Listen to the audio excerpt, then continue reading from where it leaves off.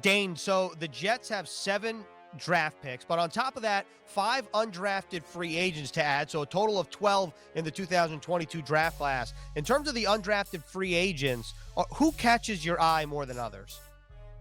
Zonovan Bam Knight. I really like that signing. I thought there was a good chance, strictly just his kick return ability, that we'd see Knight drafted in a 6th or 7th round.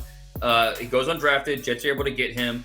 This is a guy that you look at his production. It's just consistent. The last 3 years at NC State, 5'11", 210 pounds. He's kind of a slasher with the way he runs. So I think the patience could be a little bit better. The pad level could be a little bit better. But you love a lot of the things that he offers, especially on, passing downs, ball security, blocking, receiving. Those are 3 areas that, he needs to get a little bit better, but he can do those things. Versatility on special teams, kick return.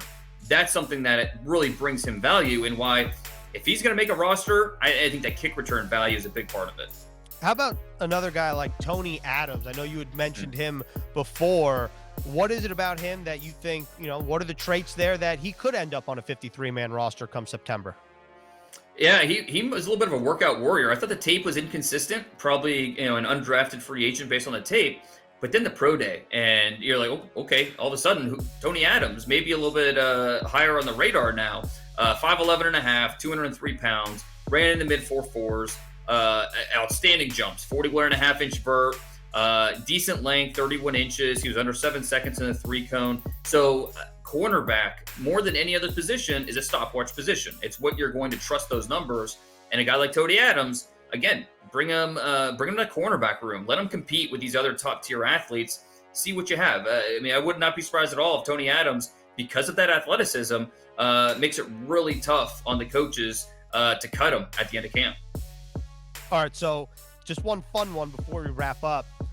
Obviously, Sauce is the best nickname of the 2022 NFL Draft, in my opinion, at least. After that, where does Zonovan Bam Knight rank? Yeah, that's got to be up there. Even though he's not you think Zonovan Bam Knight, you think, he must be a power rusher, and that's not really what he is. He got the nickname from his uncle because he would constantly bang his toys as a youngster, a toddler, and it just kind of stuck.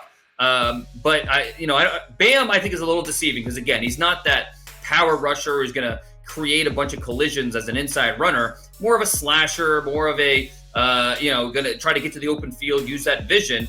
But nonetheless, Bam is definitely a great nickname. That puts a period on the 2022 NFL Draft with the undrafted free agents. Dane, thanks a lot. Talk to you next season. Can't wait. Thanks, Ethan.